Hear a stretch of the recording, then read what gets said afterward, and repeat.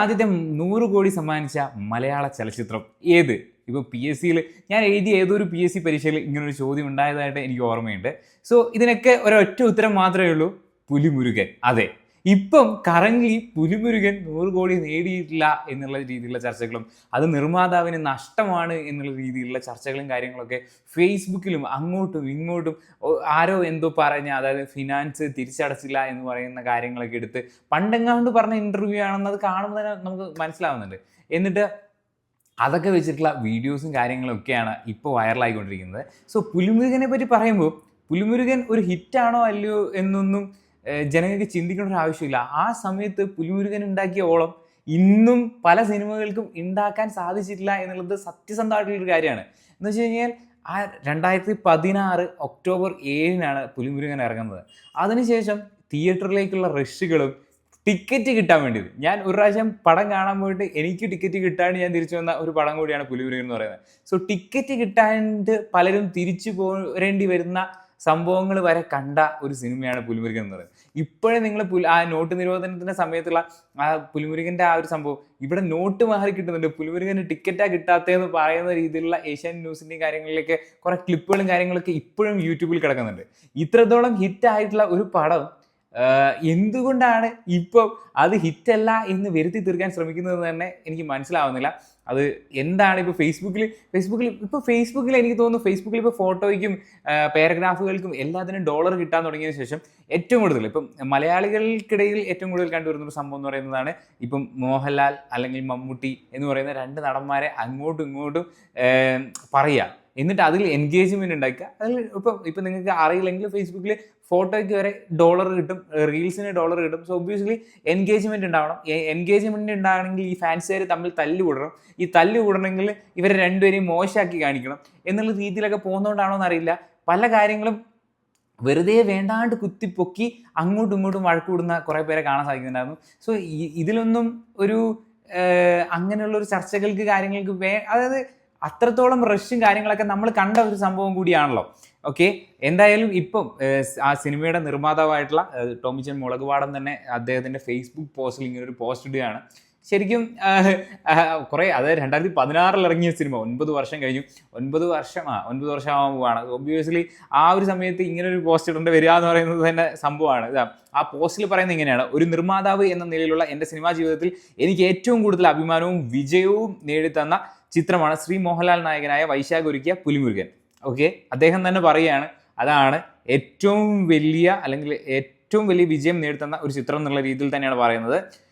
വൈശാഖ് ഒരുക്കിയ പുലിമുരുകൻ മലയാള സിനിമയുടെ ചരിത്രത്തിൽ ആദ്യമായി 100 കോടിയുടെ തിളക്കം സമ്മാനിച്ച ആ ചിത്രം നിർമ്മിക്കാൻ സാധിച്ചതിലും അതിലൂടെ മലയാള സിനിമയുടെ ചരിത്രത്തിന്റെ ഒരു ഭാഗമായി മാറാൻ കഴിഞ്ഞതിലും ഇന്നും ഏറെ അഭിമാനിക്കുന്ന വ്യക്തിയാണ് ഞാൻ എന്ന് പറഞ്ഞിട്ടാണ് അദ്ദേഹം ആ ഒരു ആദ്യ പാരഗ്രാഫ് ആ ഒരു ഫേസ്ബുക്ക് പോസ്റ്റിനെ കുറിച്ചുള്ളത്. നമുക്ക് തന്നെ ഇപ്പം വന്ന പ്രശ്നങ്ങൾ എന്ന് വെച്ചാൽ ഇപ്പം ഈ പ്രോഫിറ്റ് ഷെയർ കാര്യങ്ങൾ, നമുക്ക് ഈ സിനിമേനെ പറ്റി കൂടുതൽ ഗ്രാഹ്യമില്ലാത്തതുകൊണ്ട് തന്നെ ഇതിനെപ്പറ്റിയുള്ള വലിയ ധാരണകളും കാര്യങ്ങളൊന്നും ഇല്ല. അതായത് ഇപ്പം 100 കോടി ഒരു സിനിമ കളക്ട് ചെയ്താൽ അതിൽ എത്ര നിർമ്മാതാവിന് കിട്ടും, എത്ര ഡിസ്ട്രിബ്യൂട്ടേഴ്സിന് കിട്ടും, എത്ര അങ്ങനത്തെ സംഭവങ്ങളൊന്നും നമുക്കറിയില്ല. സോ ഒബ്വിയസ്ലി നമുക്ക് എല്ലാവരും ഗ്രോസ് ആയിട്ടുള്ള ഒരു എമൗണ്ട് ആ സിനിമ ഇത്ര കളക്ട് ചെയ്തു, ആഗോളതലത്തിൽ ഇത്ര കളക്ട് ചെയ്തു എന്ന് പറയുന്ന ആ ഒരു സംഭവം മാത്രമാണ് നമുക്ക് അറിയുന്നത്. സോ എന്നാൽ ആ ചിത്രത്തെ ചില അനാവശ്യ വിവാദങ്ങളിലേക്ക് വലിച്ചഴിച്ചുകൊണ്ട് ചിലർ രംഗത്ത് വന്നത് ശ്രദ്ധയിൽപ്പെട്ടു. അതിൽ അവർ പറയുന്ന ഓരോ കാര്യവും വാസ്തവ വിരുദ്ധമാണ്. അതായത് ഫേസ്ബുക്കിൽ ഈ പോസ്റ്റുകളും കാര്യങ്ങളൊക്കെ ആയിരിക്കും. പ്ലാൻ ചെയ്ത ബഡ്ജറ്റിലും സമയത്തിലും കൂടുതൽ ചിലവായ ചിത്രമായിരുന്നു എങ്കിലും, അതായത് പുലിമുരുകൻ്റെ ബഡ്ജറ്റ് ഏകദേശം 30 കോടിയാന്നൊക്കെ വിക്കിപീഡിയ നോക്കുമ്പോൾ 25 കോടിയാന്നൊക്കെ പറയുന്നുണ്ടായിരുന്നു. സോ ഒബ്വിയസ്ലി ആ സമയത്ത് 2016 അത്രയും രൂപ മുടക്കി ഒരു പടം ചെയ്യാന്ന് പറയുമ്പോൾ തന്നെ അതൊരു ബിഗ് ബഡ്ജറ്റ് പടം തന്നെയാണ്.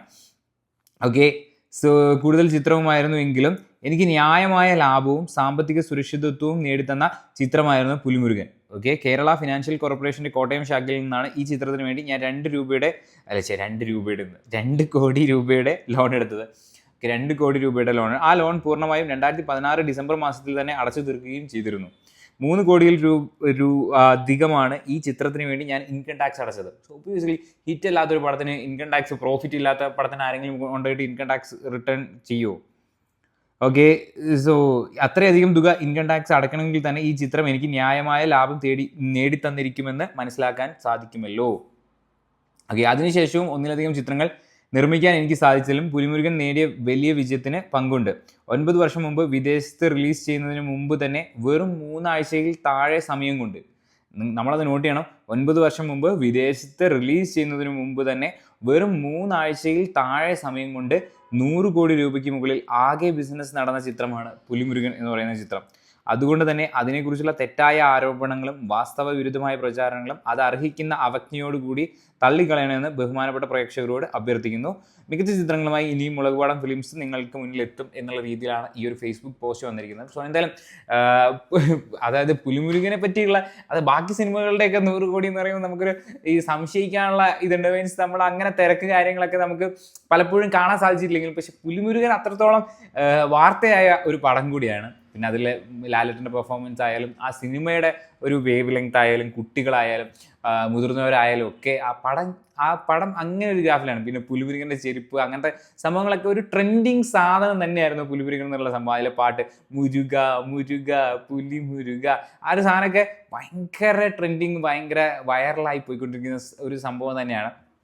എന്തിനാണ് ഇപ്പോൾ ഇങ്ങനൊരു ഈ സംഭവം ഇത് ലാഭമാണ് എന്നുള്ള രീതിയിലേക്ക് വരുന്നത് എന്ന് എനിക്ക് മനസ്സിലാവുന്നില്ല. പിന്നെ നമ്മളെ നോർമൽ പ്രേക്ഷകരെ സംബന്ധിച്ചിടത്തോളം ലാഭമായാൽ എന്ത് നഷ്ടമായാൽ എന്ത് എന്നുള്ളൊരു ചിന്തയും കാര്യങ്ങളൊക്കെ പലർക്കും തോന്നി തുടങ്ങിയിട്ടുണ്ടാവും. ഇവരിങ്ങനെ അങ്ങോട്ടും ഇങ്ങോട്ടും വഴക്ക് കൂടുന്ന ഒരു സംഭവമൊക്കെ കാണുമ്പോൾ, അതായത് നിർമ്മാതാക്കൾ സിനിമ നിർത്തി വെക്കണം എന്നുള്ള രീതിയിൽ പറയുന്നു, ചിലർ പറയുന്നു അതെങ്ങനെയാണ് ഒരാൾ മാത്രമായിട്ട് തീരുമാനിക്കുക എന്നുള്ള രീതിയിലും കാര്യങ്ങളിലൊക്കെ പോവുകയാണ്. സോ ഇതൊക്കെ അവരവരുടെ ആ ഒരു ഇതിൽ തന്നെ സർക്കിളിലൊക്കെ നിന്ന് അത് തീർപ്പാക്കേണ്ട സംഭവങ്ങളാണെന്നാണ് എനിക്കും തോന്നിയിട്ടുള്ള ഒരു സംഭവം എന്ന് പറയുന്നത്. സോ നിങ്ങൾ പുലിമുരുകൻ തിയേറ്ററിൽ നിന്ന് കണ്ടിട്ടുണ്ടെങ്കിൽ അഭിപ്രായങ്ങൾ കമൻറ്റ് ബോക്സിൽ രേഖപ്പെടുത്തി വിശ്വസിക്കുന്നു. പുതിയൊരു വീഡിയോ ആയിട്ട് വീണ്ടും കാണുന്നവരേക്കും ബൈ ഗൈസ്.